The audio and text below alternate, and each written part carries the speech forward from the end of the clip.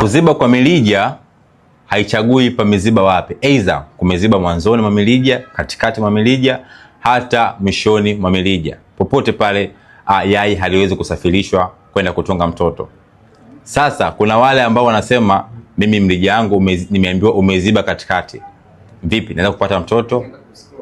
Majibu ni haya, hauwezi kupata mtoto, inabidi hivyo unahitaji matibabu mapema sana.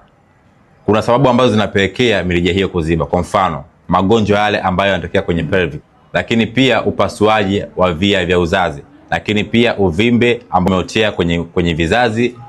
Vyote hivyo vinapelekea kuziba kwa mirija. Sasa kama una mengine ya kujifunza, unataka kujifunze, basi kutana kwenye comment, pia usahau kunifollow. Until next time.